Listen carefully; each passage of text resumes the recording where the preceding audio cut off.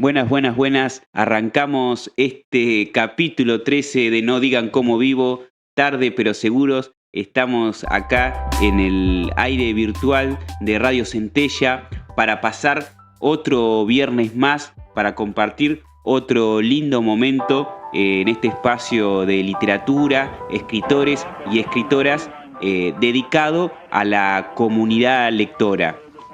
Para no desentonar con lo que venimos haciendo en programas anteriores, este programa tenemos una linda hoja de ruta que vamos a empezar a desandar sin más preámbulos.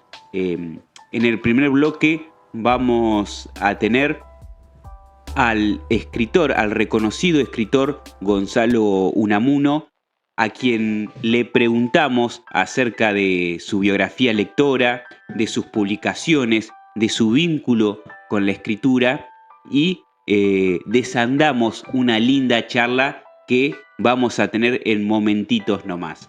También, como parte de ese primer segmento de este No digan cómo vivo, les voy a compartir un cuento que escribí en el fin de semana, un cuento que le dedico a mi viejo, que habla mucho sobre el sentimiento que nos une a él y a mí. Después les voy a explicar un poco más y ustedes los van a disfrutar a este lindo cuento que, como parte de este programa, yo les quiero compartir. Después vamos a tener a Lourdes Reinaga, que nos va a hacer las recomendaciones en vivo en esta ocasión. Otra vez está en el piso, nos trae la recomendación de este lindo libro que se va a estar presentando mañana, Las Puertas, pasaje poético narrativo por Ariel Carolina. Y va a estar hablando del libro en sí y también detalles acerca de su presentación. Y para cerrar este No digan cómo vivo, vamos a tener a Luli Dispalatro, que nos habló también de su biografía lectora, de cómo nació su amor por la lectura y también acerca de su proyecto que comparte con otras amigas, que se llama Casa Literaria, y va a cerrar la charla de este día viernes que tuvimos con ella leyendo un texto propio. Así que tenemos un menú muy variado para empezar a compartirles, para empezar a disfrutar otro viernes con voces que nos narran palabras, letras y que nos sumergen en el mundo de la literatura. Para empezar este camino que les acabo de enunciar, vamos a estar escuchando al escritor Gonzalo Unamuno, que es uno de los escritores más reconocidos de la actualidad, que nos contó en primer lugar de su biografía lectora y también, como les decía, de su vínculo con la escritura. Así que vamos a escuchar en instantes nomás al querido Gonzalo Unamuno.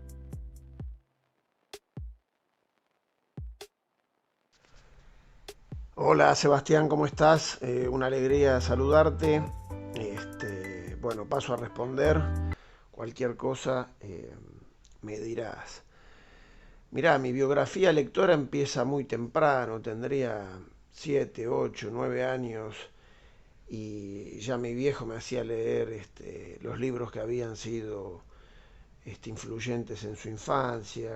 Hablo de los libros de Emilio Salgari, los libros de Julio Verne, los libros de Henry Rider Haggard, bueno, Tarzán, etcétera, ¿no? Todos esos, Robinson Crusoe, Los Piratas de la Malasia, eh, Petit Bonhomme, Stevenson, La Isla Misteriosa, que es de Verne, bueno, en fin, una temprana conexión con la literatura de aventuras. Y después, bueno, nunca dejé de leer, siempre fui un curioso, siempre quise y siempre supe de alguna manera que me iba a terminar dedicando a eso.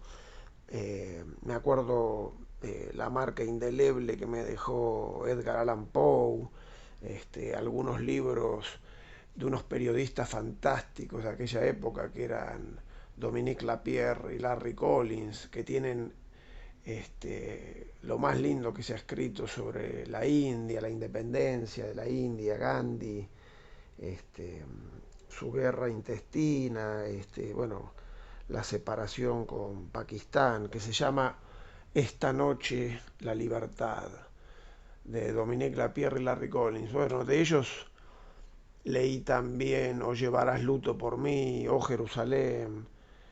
Toda esa saga que tenían era hermosa.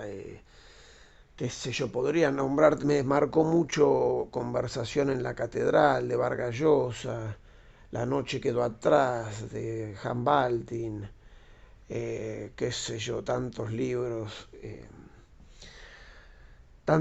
que te podría nombrar, autores, César Vallejo, Juarros, Pessoa, Idea Vilariño, Alejandra Pizarnik, desde luego. Pero de ahí puedo pasar a Italo Calvino, a Flannery O'Connor. Es decir, que son tantos quienes me marcaron que no puede haber tantos, diría Pessoa, otro de los que me marcó. Y a la escritura, mirá, me acerco también de forma muy natural. Eh, Siempre quise contar historias. Yo empecé escribiendo poesía, por ende siempre quise transmitir eso que sentía y como decía, se me fue dando de forma muy, muy clara. Eh, a los 17, 18 años ya estaba convencido de que iba a publicar libros. Ese universo, ¿no? El de la publicación, porque una cosa es escribir y otra esto, vamos a entrecomillarlo, ser escritor. Creo que acá puedo responder ambas cosas. Uno puede saber cuándo es escritor, cuándo se va a dedicar a eso, ¿no? La pulsión, este, que eso determina todo, ¿no? Pero en términos de profesión es muy distinto, porque ya la profesión incluye un montón de cosas como la pose, ya sea frente a los medios, la crítica, la búsqueda de qué, si apuntar a lo que se está escribiendo, si escribir despojado de toda tradición y con toda libertad, bueno, grados de oportunismo y después todas las cuestiones que hacen, eh, digámosle, al quehacer del libro, ¿no?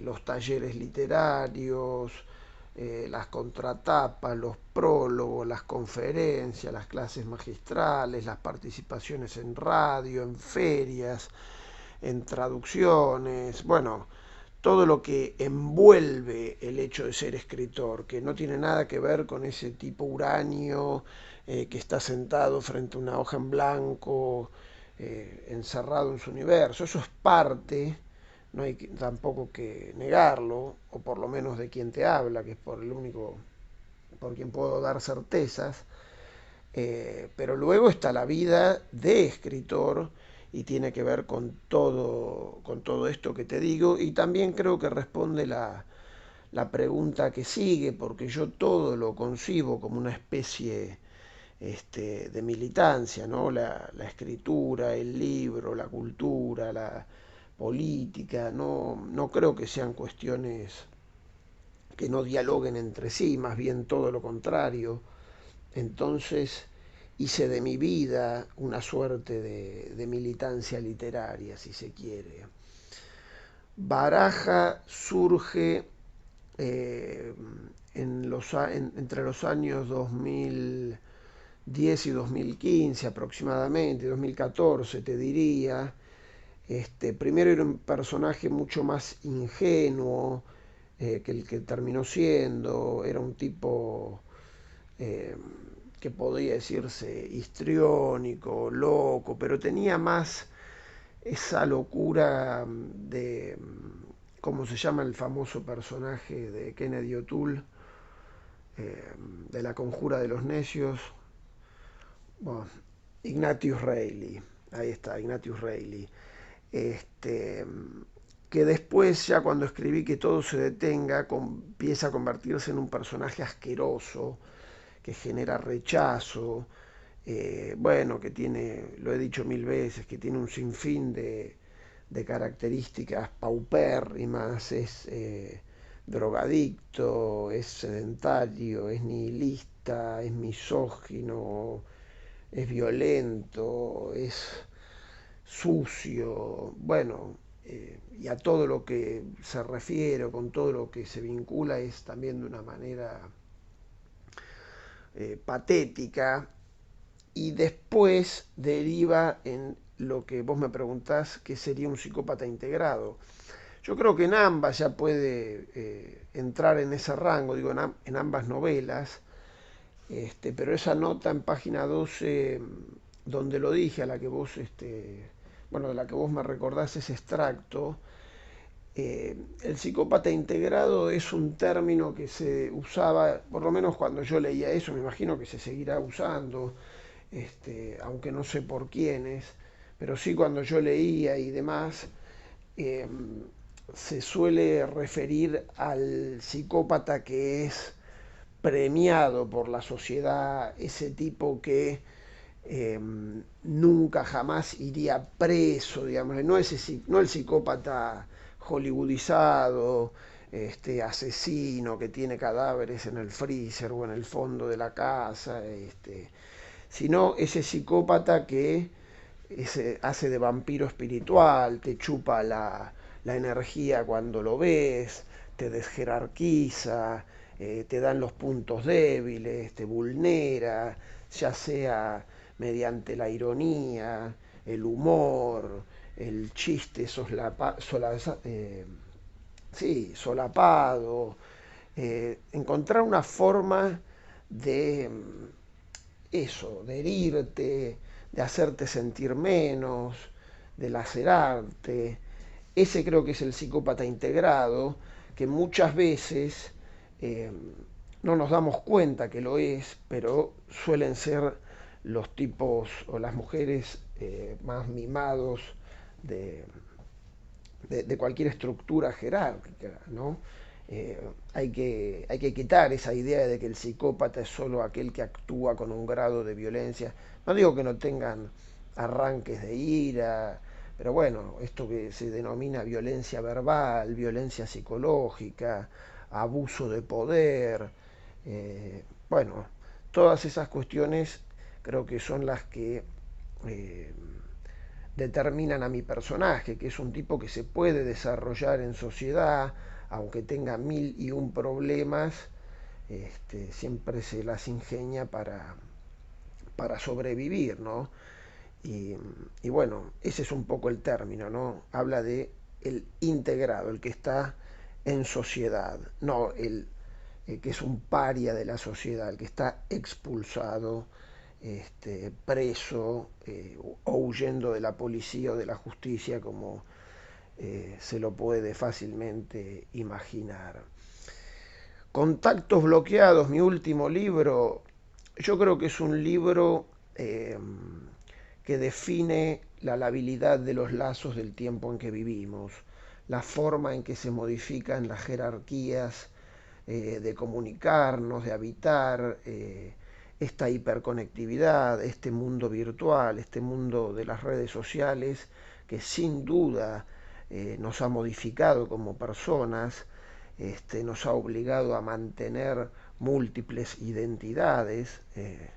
No somos ya una única persona, somos también la persona que proyectamos, la que queremos este, mostrar, porque eso también nos lleva muchas horas del día sostenerlo, y en muchos casos define o no el destino de la persona, la economía de la persona, la salud mental de la persona, porque ya sea por hacer mucha guita con canjes, por comerte, ya fuera un escrache, lo que quieras, una estafa, ¿cómo se llama? Estos que te hackean el banco o el WhatsApp, o lo que fuere, o te viralizan un video, estas cosas que te hacen tan vulnerable en estos tiempos, nos demanda mucho tiempo también sostener ese yo virtual que acabamos siendo.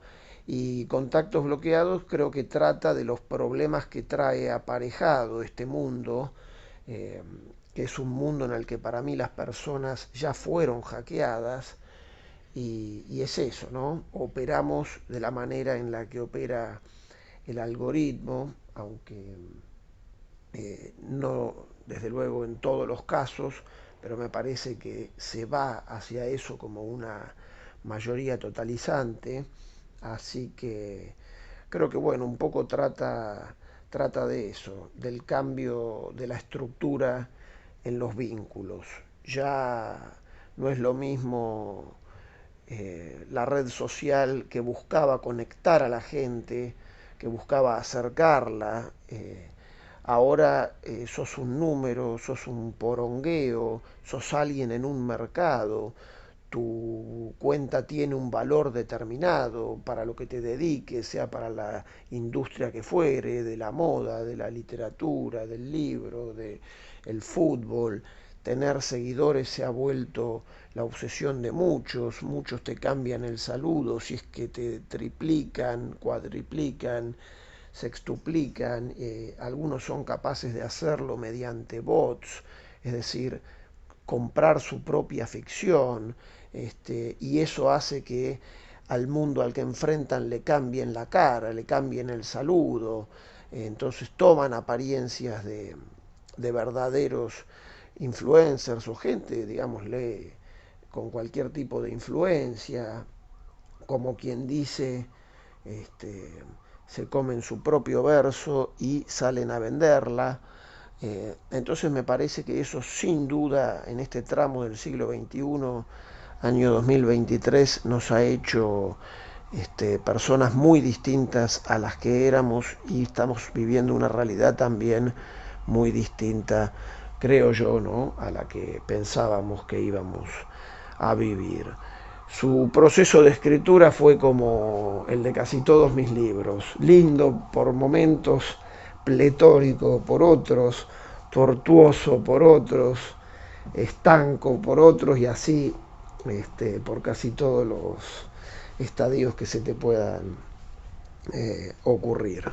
Bueno, muchas gracias por esta oportunidad, un abrazo enorme.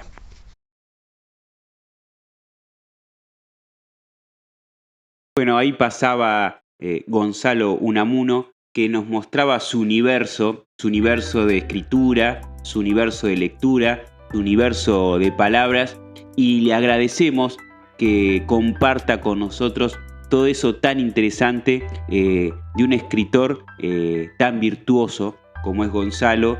Le recomiendo sobre todo, bueno, la novela Lila, el último libro del que hablaba, Contactos Bloqueados. Es un escritor como para sumergirse en su literatura, el querido Gonzalo Unamuno, a quien le mandamos un abrazo.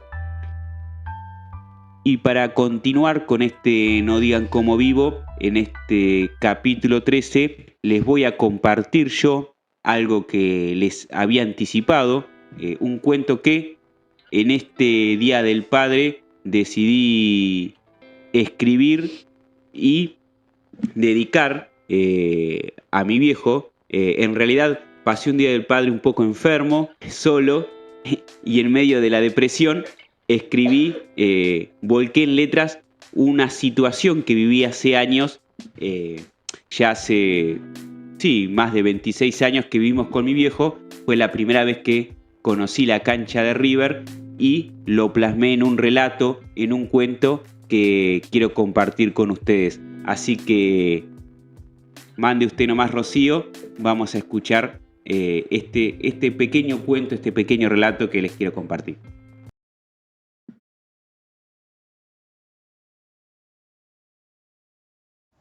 El fútbol, mi viejo y River. Los amores y las pasiones no se eligen ni se imponen. Cuando se sienten, se abrazan y no se sueltan más. No tienen certificado de defunción. Dejan en nosotros una huella indeleble. Esa mañana me desperté antes de las 7. Hubiese querido dormir un poco más, pero tenía en claro que no iba a poder por más que lo intentase. Sentía una tensión impostergable. Siempre me ocurría lo mismo ante una eventualidad de semejante envergadura. Y ese día no iba a ser un día más, no tenía ninguna duda de eso. Como un acto instintivo, prendí la radio y me quedé mirando el techo varios minutos. No distinguía las voces que provenían de la vieja espica. Solo escuchaba los sonidos de mi imaginación. Burgos Hernán Díaz, el Ayala Berizo Placente, Montserrat Astrada Sorín Gallardo, el Enzo y el chileno Salas. Repasé esos nombres en mi mente una vez más, la enésima en las últimas horas. El ejercicio era una especie de escudo protector ante una posible y trágica derrota. Presentía, de todas formas, que era imposible que el destino se atreviera a jugarnos una mala pasada. Era mi primera vez y las cosas no podían terminar mal. La casa todavía estaba en silencio, pero sabía que no iba a pasar mucho tiempo hasta que mi viejo se levantara a preparar unos mates, los primeros que, como todas las mañanas, inauguraban la jornada. Era también la señal implícita para que yo me levantara. No hacía falta ni siquiera un llamado. Yo siempre estaba alerta a ese movimiento para arrancar el día, y mucho más si teníamos un viaje por delante. La noche anterior había dejado la camiseta lista, lavada y planchada, extendida en el respaldo de la silla. Era mi uniforme indispensable para afrontar la batalla venidera. Cuando salí de la cama, lo primero que hice fue tocarla, acariciar el escudo y oler el perfume del suavizante que usa mi vieja. La extendí nuevamente y bajé a desayunar. «¿Y, Sebi, cómo te preparas para hoy?», me dijo mi viejo cuando me vio desde la cocina. «Bien, bien. No pude dormir mucho por los nervios». Me alcanzó un mate y trató de calmar mis ansias. «Quédate tranqui, hoy le metemos 3. Los bosteros se van a querer matar si somos campeones de nuevo». No había sido un año fácil para mí. Explorar la adolescencia me resultaba una tarea para nada grata. Más bien, por momentos, se volvió un camino oscuro y sin sentido. Los inmejorables tiempos de la niñez habían quedado tapados por días llenos de frustraciones e incertidumbres. Para sorpresa de mis viejos, en la escuela no daba pie con bola. Con mis amigos empezaba a experimentar una distancia inexplicable. Y para las chicas era un ser invisible. Con 13 años recién cumplidos, daba lo que fuera por volver el tiempo atrás o lograr que pase rápido hasta llegar a la adultez. Quería cualquier cosa menos permanecer en ese espacio temporal, y me preguntaba con frecuencia si al resto de los chicos les sucedía lo mismo. Por eso el fútbol, mejor dicho el fútbol, mi viejo y River, se volvieron en esos años un universo que me cobijaba y me resguardaba del resto. Frente a un mundo aciago, me recibían, no me juzgaban y mucho menos me fallaban. Estaban ahí siempre, pase lo que pase, como yo para ellos. Una simbiosis perfecta. Las más de 4 horas de viaje hasta Capital permanecí callado, escuchando con atención las anécdotas de mi viejo, por más que ya las sabía de memoria. Sus días como jugador de fútbol en el Deportivo de Maipú y la selección del pueblo. El padecimiento de los 18 años sin salir campeón hasta que el equipo de Angelito nos sacó de ese letargo insoportable, y el relato de las mejores jugadas de las viejas glorias. Desde las atajadas del gran Amadeo hasta los golazos del Beto Alonso. Su voz poblaba de alegría mis silencios. A medida que transcurrían los minutos y se acercaba la hora, no podía hacer otra cosa que pensar en el partido, en el fútbol, en mi viejo y en River. Dejamos el auto en el estacionamiento a pocas cuadras de la cancha. Mientras caminábamos, mi viejo prendió la radio y las voces de Víctor Hugo y Apo nos instalaron de manera definitiva en la atmósfera del partido. Alrededor nuestro comenzaron a surgir un sinfín de banderas y camisetas rojas y blancas, gente cantando, abrazada, feliz y expectante. Detuve unos minutos mis pasos para contemplar todos los detalles y fijarlos en mi memoria. Cuando tuve a ese gigante frente a mí, que tantas veces había visto por la tele, quedé deslumbrado. Mi viejo me palmeó la espalda y me dijo que pose para una foto. Justo cuando sacó la cámara Kodak, pasó un vendedor de gorros y lo llamó para comprarme uno. «Dale, ponételo, Sebi, qué lindo te queda, y con el Monumental atrás es una fotaza», dijo y largó una de sus típicas carcajadas, esas que destilan una contagiosa felicidad. Pasamos los controles, subimos las escaleras y nos instalamos en la platea San Martín. Miré para los 4 costados, otra vez perplejo por el escenario. La voz del estadio dio a conocer la formación, los mismos nombres que había repasado en mi mente hasta el cansancio. Esa noche fuimos testigos privilegiados de una de las tantas cátedras de fútbol que brindó el equipo de Ramón Díaz. El resultado no estuvo nunca en peligro, ni siquiera cuando el Enzo erró el penal. El héroe de la noche fue el chileno Salas, que tuvo una actuación estelar y selló el resultado. 2-1 y campeones ante el temible San Pablo de Brasil. 2-1 para fundarme en un abrazo eufórico con mi viejo. 2-1 para atesorar ese recuerdo por siempre. Llegamos a casa de madrugada. Yo tenía pocas horas para dormir porque a la mañana siguiente tenía que ir a la escuela a retirar el boletín de calificaciones, que como bien sabía me auguraba un verano de mucho estudio para tratar de remontar mi floja performance y no repetir de año.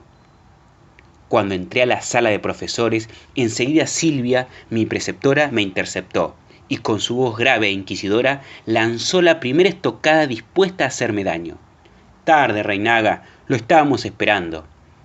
Aquí estoy. Me demoré un poco, porque no pude dormir mucho. Mire usted, se le nota la cara de dormido. Hizo una pausa y frunció el entrecejo y me clavó la mirada. Lo que no sé es por qué tiene esa sonrisa dibujada, si sus notas son pésimas. Si sigue así, va a repetir, sentenció e hizo un gesto de estar satisfecha con su intervención. Para lo que no estaba preparada Silvia era para mi reacción ante su sombrío pronóstico.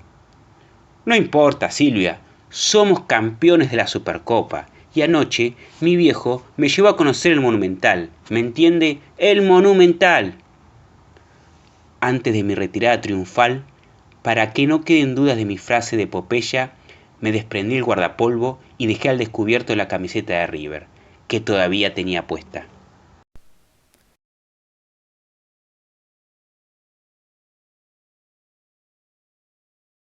Pasó el cuento, el relato que escribí entre el domingo y el lunes y decidí compartirles a ustedes, que habla un poco también, un poco de todo, un poco verdad, un poco ficción, pero que retrata esto que dice también Alejandro Apo, que el fútbol no solo es fútbol, sino son cosas que atraviesan nuestra identidad y que nos componen y que nos unen a seres queridos, como en este caso mi viejo, en un tiempo no tan fácil para mí. Así que fue un gusto compartirlo con ustedes.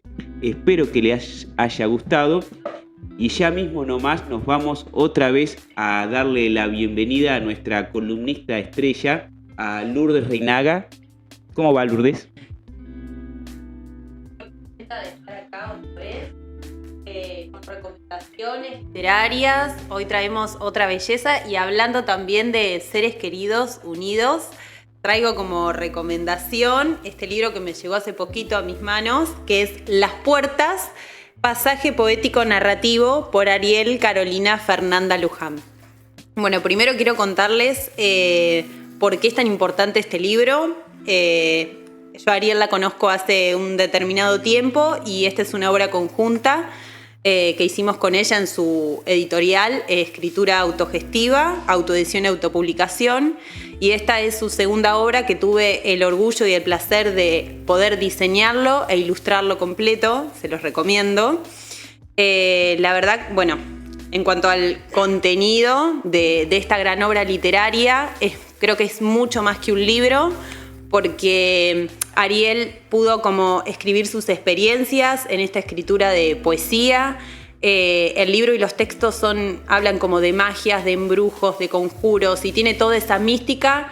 Todos esos tópicos están atravesados en sus experiencias y la verdad que es muy lindo, lo recomiendo, es muy sensible porque también el libro reúne poemas de ella desde el año 2022 hasta 2008. Entonces hace como una retrospectiva que va de futuro a pasado y cómo toda esa escritura fue acompañando todo este proceso de Ariel. Es su segunda obra. Su primera obra se llama Nuestra venganza es nuestra autonomía y se reconocía a ella más bien como activista de la proclama No nos callamos más. Y bueno, hubo toda una transformación con este libro porque ella dejó quizás de estar por ahí identificándose tanto con ese rol de activismo para presentar lo que es realmente ella, ¿no? Como una persona súper sensible, poética, artística y mostrar otro lado que no sea el del activismo. Y este libro la verdad que es muy amoroso, es muy sensible y bueno, es algo que tiene que no solo es un libro porque ella pudo traspasar todos estos textos no solo en las páginas y en la escritura, sino que también ella lo presentó en un formato de EP musical. Un EP es algo que es un poco más amplio que un single, pero más pequeño que un álbum musical. Y bueno, lo grabó y lo compuso musicalmente, producida con Ignacio Echeverry. Y bueno, la verdad que lo presento también porque mañana hacen la presentación en La Plata, en otra casa, a las 8 de la noche. Después pasamos los datos por ahí del evento y vamos a estar ahí presentando esta obra que se publicó hace muy poquito tiempo. Voy a leerles, si les parece, un prólogo de la obra y después le voy a leer un texto poético, ¿sí?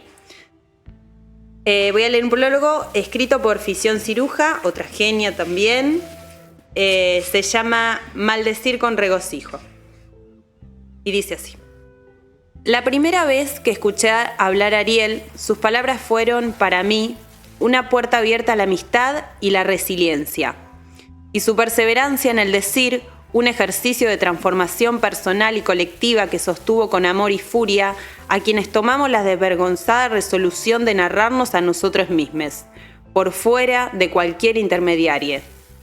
La colección de poemas que integran su segundo libro son el escorpión que se transforma en águila, el sueño y también la invocación de un mundo diferente, donde poder ser sin abusar, expandirse sin romper, arder sin destruir.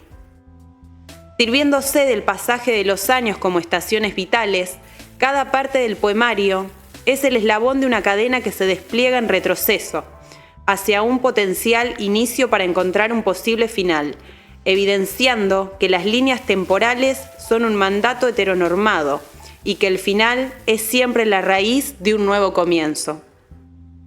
Ariel usa poemas como órganos, emociones como musculatura, metáforas como piernas para recorrer un conjuro autobiográfico, o más precisamente, el testimonio poético de un ebruje que canta con dolor pero también maldice con regocijo.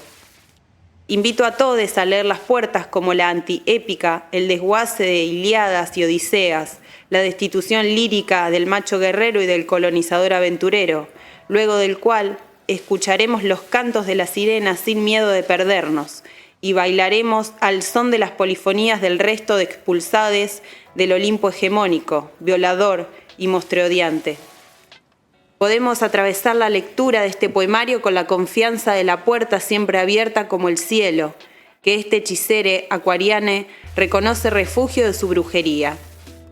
Escribo como puerta hacia la libertad de los recuerdos, dice uno de los poemas. Un verso sencillo que también es una llave, capaz de abrir los candados más resistentes de este régimen de odio, porque la memoria de mi amiga Ariel está cargada y no hay blindaje patriarcal que la pueda frenar.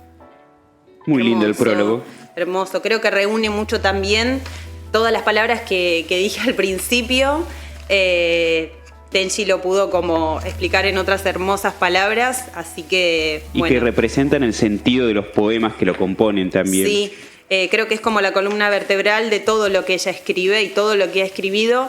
Hay algo que tiene el libro para mí en todos sus textos, si bien hay mucho cambio en la obra de Ariel, en su misma personalidad, que su experiencia fue modificándose a lo largo de los años, pero hay algo que se mantiene en todos sus textos y creo que es esto. Así que bueno, les voy a leer un poema. Bueno. Se llama Raigambre, canción, en la página 92. Y dice así: Raigambre, canción. Las puertas no están abiertas, me muestran la salida. El invierno se prepara, las palabras me hostigan. Los escorpiones adentro se preparan y afilan, mientras el arraigo finge donde están las rendijas. Los zapatos están puestos, el mar suena y no me aflige. Es que ya no tengo miedo de mis uñas cicatrices. Lo prohibido no me asusta, la comida está servida. Los que quieran se amontonan y los que no la regurgitan. Adentro, lo todo está hablando, de aquí hasta allí. Aún sorprende la lucidez, es tan vieja y todo lo que fui. Respiro y soy el viento, me afilo y soy la flecha. Corto, lamo, soy la daga, desaprendo ya mis piernas. Las perras gritan todas, el fuego. Se alimenta, es que ya no estamos solas abriéndose estas puertas. Adentro, todo está hablando, de aquí hasta allí. Aún sorprende la lucidez, es tan bella y todo lo que fuimos. Muy lindo el poema Raigambre, canción. Y te quería preguntar cómo fue vos lo ilustraste al libro, cómo fue el proceso, cómo es el proceso de ilustrar un poemario como este. ¿Vos interpretás el dibujo de acuerdo al texto o es algo que se trabaja en conjunto con la autora en este caso? Gran pregunta, porque bueno, justo esto que vos estás preguntando es algo de que Ariel cada vez que lo presenta habla de eso y bueno, en unos vivos, entrevistas que tuvimos en el Instagram de Escritura Autogestiva, hablamos mucho de este tema de cómo fui ilustrando esta obra. Y cuando Ariel me presentó todo el crudo del libro terminado, pasó mucho tiempo. La primera vez que hablamos fue en el 2018 y lo ilustré básicamente entre el verano del 2021 a 2022. Fue en enero, entonces fue un periodo que no tenía mucha actividad por fuera de mi casa, entonces fue como...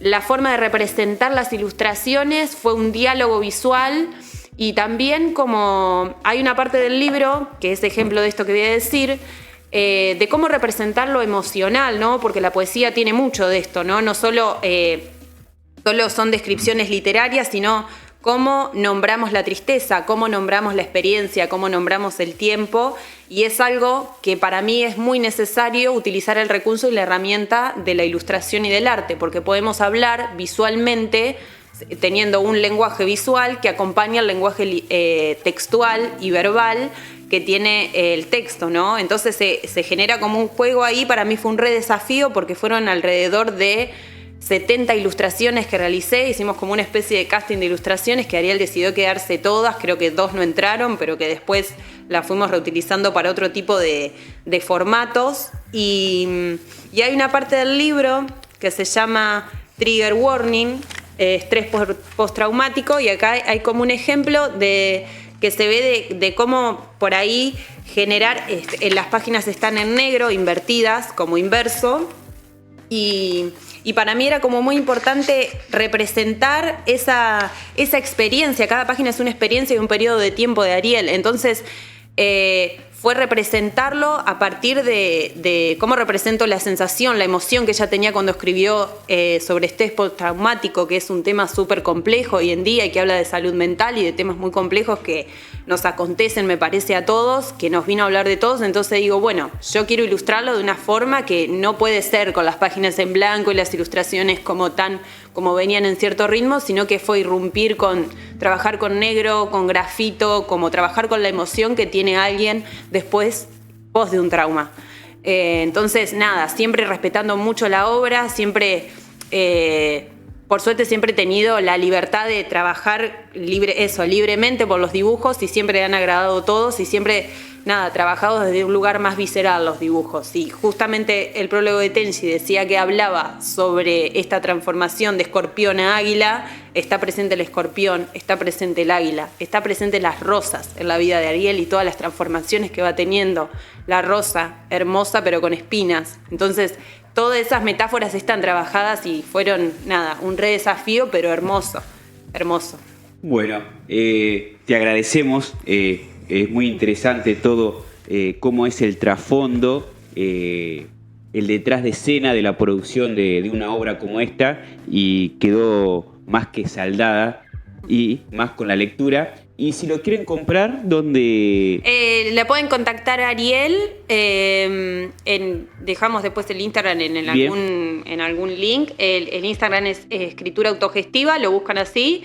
Y ahí están todos los libros porque Ariel tiene su editorial que se llama Esta Escritura Autogestiva, donde pueden conseguir todos los otros libros. De hecho, uno que los presentamos hace poco cuando vine, lo estoy pensando un montón, de Laudo Onofrio, también es bajo esta misma editorial, que es autogestiva, apartidaria. Acá dice autodictado, autogestivo, apartidario, independiente. Y bueno, Ariel brinda talleres de escritura también.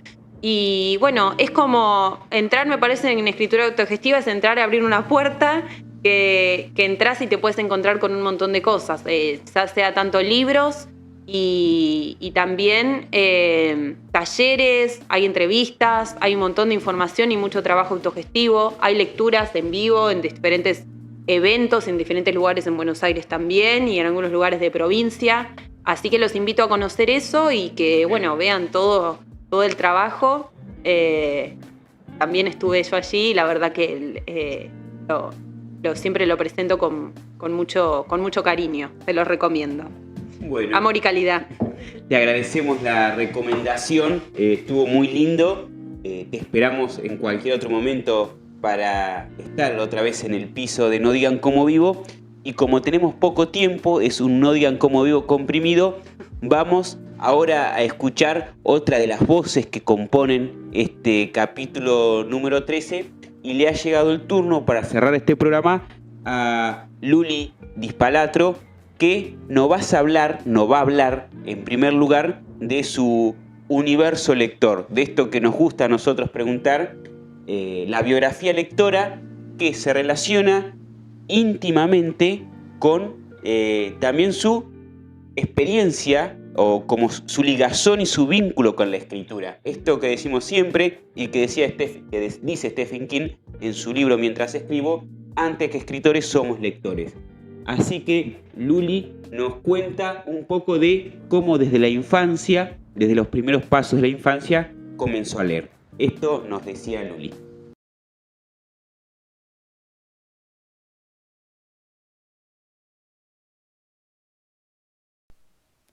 Buenas, hola Sebastián, ¿cómo estás? Y saluda a quien nos está escuchando y de esa te agradezco por la oportunidad y por el espacio. Si tengo que hablar sobre mi biografía como lectora, podemos decir que empecé un poco más lento de lo que sería como lo normal de un peque, ya que cuando yo inicié la primaria a mí me costó mucho aprender a leer, entonces mis padres empezaron a buscar libros, digamos, con un formato diferente para que yo aprendiera. Por ejemplo, me acuerdo de un libro de una princesa de que tenían que decatar a su príncipe, entonces tenían que hacer un recorrido para llegar al castillo de la bruja malvada. Y bueno, hay distintos obstáculos que nada, vos tenías que identificarlo, tenías que hacer como un juego de no sé qué. Por ejemplo, construir el puente con unos códigos. También me acuerdo mucho que las letras estaba, la tipografía era más gruesa, era más negrita, o tenían un color también porque había actividades que tenían un color determinado, entonces eso se manifestaba en la letra. Y bueno, también mis padres me compraban manuales, obviamente adaptado para una chica peque como yo. Un manual que me acuerdo mucho que me encantaba y que lo sigo teniendo y está todo las veces que lo hojeaba, que lo leía, era de pingüinos, los pingüinos patagónicos. Incluso uno de esos pingüinos de las ilustraciones lo tengo tatuado hasta el día de hoy. Pero si tengo que decir un momento exacto de cómo yo me formo, o podemos decir que inicio en la lectura, fue hacia mi abuela. A veces las abuelas, de mi punto de vista, son esas ente o esa persona que cuando sos chico ves que tiene la razón absoluta o que sabe, porque vivieron un montón. Y yo veía a mi abuela así, como una persona que sabía, y si me decía algo es porque esa sabía perfectamente lo que me estaba diciendo. Mi abuela me decía de que tenía que leer por lo menos 1 hora cada día. Y yo le hacía caso. Me acuerdo que el horario que tenía para leer a las 2 de la tarde, después de comer, leía un capítulo, pero en esa hora me ponía a leer y así poco a poco fui desarrollando el hábito a la lectura. Me acuerdo los libros de Harry Potter. Después también, yo claro, tengo 20 años, fui de la generación que también creció con YouTube, con los YouTube, no me acuerdo bien cómo se dice. Y había un montón de recomendaciones, entonces también yo recurría a esas recomendaciones para comprar libros. Y uno de los libros que me marcó mucho fue Aristóteles delirante, descubriendo los secretos del universo, que fue un libro que me marcó mucho en ese momento también, porque hablaba del tema de la identidad y de montarse como uno es. Y eso cuando vos tenés 12 o 13 años, que estás a punto de estás entrando a la adolescencia, es necesario, porque pasar el secundario vas a ver cómo tu identidad va cambiando constantemente. Todo el día te dependás de una persona diferente y también tus gustos o intereses va cambiando. Entonces el libro me sirvió mucho como una previa para lo que me venía más adelante. A la par que desarrollaba mi hábito a la lectura y mi amor a los libros, también desarrollé paralelamente la parte de la escritura. Yo tuve la suerte de haber ido a una primaria donde el docente siempre te potenciaba, siempre te apoyaba, y justamente una profesora,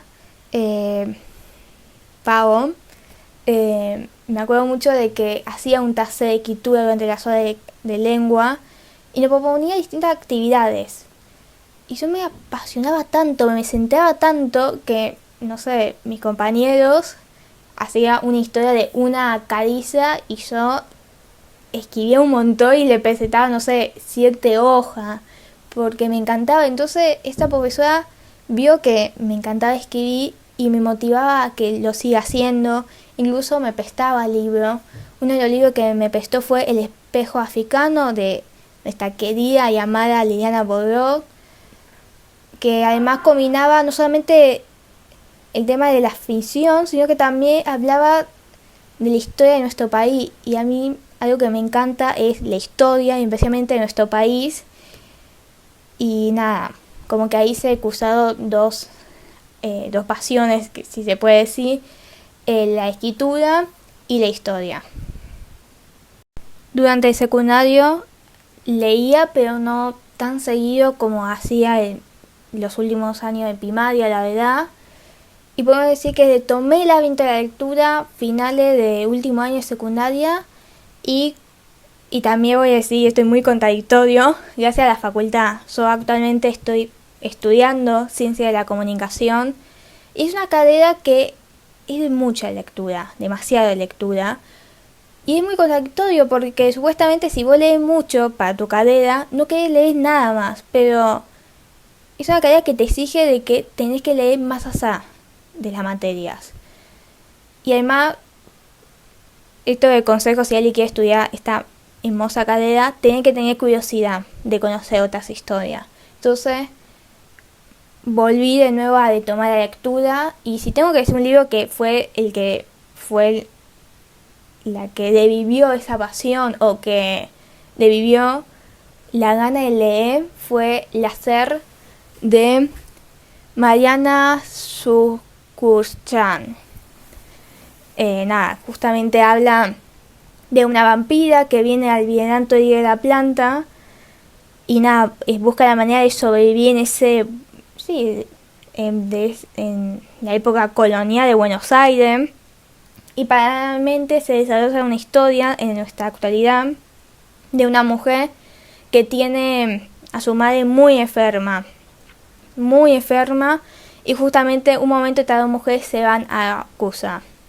Es una historia que me encantó, muy gótica, se la recomiendo mucho si le gustan lo gótico, y además, sino que es un libro que representa la bisexualidad perfectamente. Falta libros que represente aún un montón de cosas, pero este libro, en mi humilde opinión, representa perfectamente la bisexualidad, y además de siendo mujer, como que eso es muy interesante.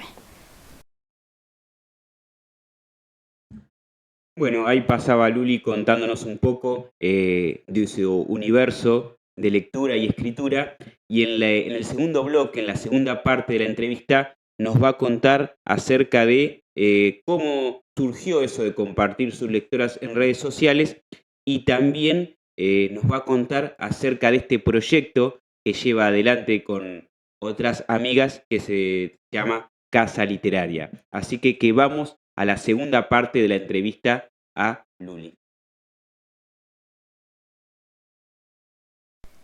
Actualmente leo un poco de todo, de novela, de poemarios, incluso ahora me estoy yendo mucho al ensayo o incluso a libros más periodísticos, pero que no sea tan estructurados, tan académicos, sino que rompa con esa estructura tan tradicional.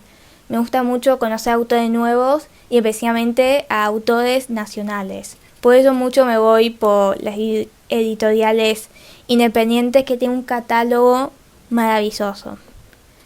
También esta pasión por la lectura me llevó a compartir lo que leía. Más allá que comparto alguna par de cosas en mi cuenta personal, también el año pasado me había una cuenta literaria llamada Lenta Analógica, donde publico reseñas y a su vez hablo de temas de la literatura.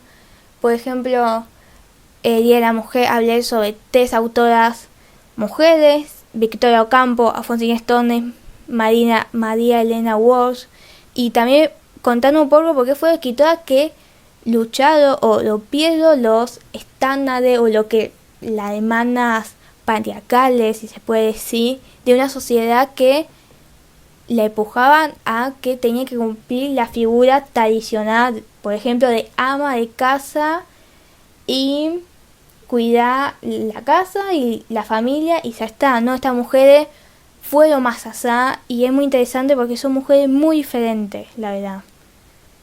Y a su vez, para la carrera, en una materia llamada periodismo, nos pidieron que realicemos un medio de comunicación y tengo la suerte y el placer de tener amigas que le encanta también la lectura. Entonces decidimos crear un medio literario llamada Casa Literaria. Como te contaba anteriormente, actualmente leo un poco de todo, de novela. Como te contaba anteriormente, Casa Literaria surge a partir de un trabajo de la facultad y también con el interés que tenemos en común entre mis amigas, que es la literatura, los libros, pero no queríamos caer en lo convencional de recomendar un libro, porque más allá que caíamos en lo convencional, repito de nuevo, una amiga y yo ya teníamos una cuenta donde hablábamos de lo que leíamos y además queríamos embancar un poco más público, si se puede decir. Es decir, no solamente hablar de libros más comerciales, si se puede decir, sino que también ir a la parte independiente, que no tiene tanta visibilidad a veces. Entonces, Casa Literaria surge para hablar del mundo del libro que lo constituye. Es decir, los autores, las librerías, tanto independientes como comerciales, la gente que recomienda el libro por las redes sociales, los booktogrames, los editores, también otras series de escritura. Entonces empezamos a crear ese medio de esa base. Contar el mundo literario. No solamente el libro, sino ir más allá del libro como objeto. ¿Quién lo constituye? ¿Quiénes son las personas que da vida al libro? ¿Y quiénes son las personas que impulsa que el libro llegue a mano de los otros lectores? Tuvimos la suerte de que justamente fue la Feria del Libro y fuimos a charlas, pudimos hacer encuestas, pudimos acercarnos a un montón de editoriales, tanto comerciales como independientes, que de esa muchísima buena onda tuvieron con nosotras, nos recibieron con los brazos abiertos, no, cualquier pregunta que le hacíamos, eso nos contestaban con la mejor onda, siempre agradecidos. Y a su vez, cuando terminó la Feria del Libro, fue como, bueno, ¿qué hacemos ahora? Y es como, bueno, busquemos. Y empezamos a buscar, fuimos a una librería de mi barrio, independiente, Manolina. También fuimos a aquel, la librería en inglés, y hablamos de la importancia de la lectura en inglés, en otros idiomas. También también entrevistamos autores, tanto independientes como autores que estaban a punto de publicar con una editorial grande y autores que estaban haciendo el pasaje de haber publicado en una editorial independiente y en camino de están publicando en una editorial de Mazo de Cala. Nada, fue una experiencia linda y que vamos a seguir actualmente, y si le interesa todo este tema, lo invito a cada uno a seguirnos por redes sociales. Nuestro Instagram es casaliteraria.ar y nada más que venido a seguirnos y a posarnos con mucho amor. Bueno, ahí pasaba Luli contándonos acerca de este lindo proyecto que tiene como es Casa Literaria, donde se sumerge en el mundo de la literatura más allá del libro y los autores. Y ahora se viene la última parte, y con esta última parte vamos a cerrar este capítulo 13 de No digan cómo vivo, un poco comprimido, pero más intenso. Vamos a dejarlos con una lectura que nos comparte Luli a modo de cierre de su entrevista y de su programa. Así que no los entretengo más, vamos a escuchar la voz de Luli. Nos vemos el próximo viernes a las 19 horas acá por el aire virtual de Radio Centella. Esto fue el capítulo 13 y esta es Luli Dispalatro, que nos comparte un poco de sus lecturas.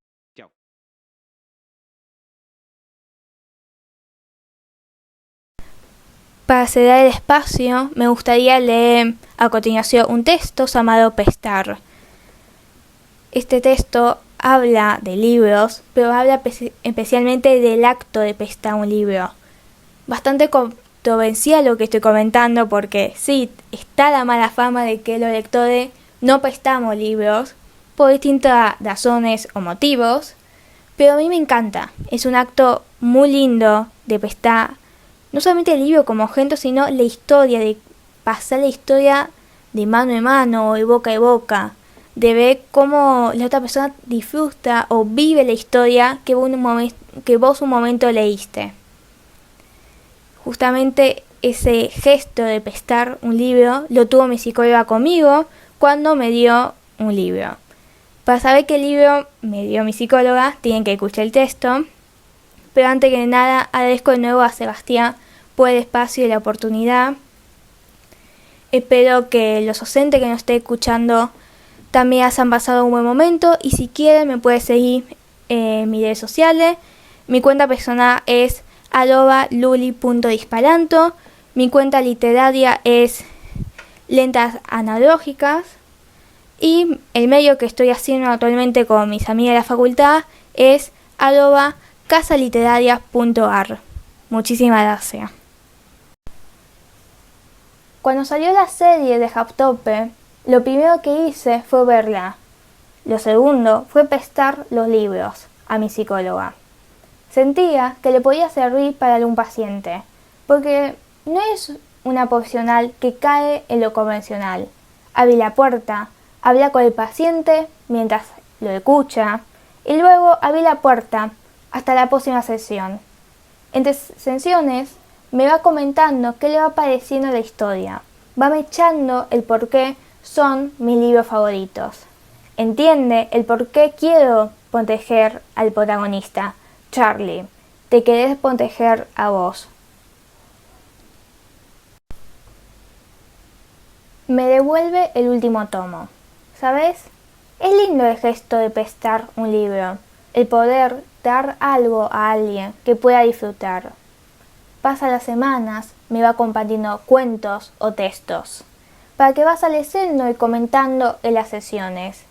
Hasta que en una, donde hablaba fluido y suelta, mientras pintaba en una hoja una tensa de damas peinadas porosas, me dejó a un lado un libro, poco frecuente, de Ana Montes. Es feriado, lo bondi se toma el permiso de llegar tarde. En esa espera agobiante de calor, empiezo a leerlo.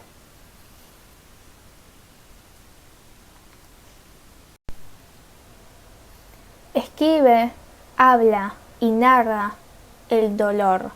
La historia es de dolor, pero no es dramática, es realista. El dolor que uno naturaliza, que lo hace parte suyo. El idealizado a lo demás, el que te obligan a medir como si se tratara de un termómetro. El dolor que todos observan, pero nadie pregunta, ¿cómo estás?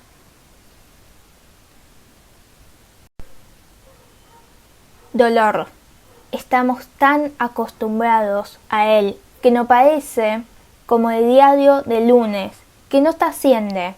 ¿Por qué esa hostilidad? ¿Por qué tenemos a idealizar el dolor, pero a su vez ignorarlo? ¿Y por qué no dejamos de mirar tanto al otro y usamos mejor las palabras para crear un espacio donde se pueda hablar sin prejuicios?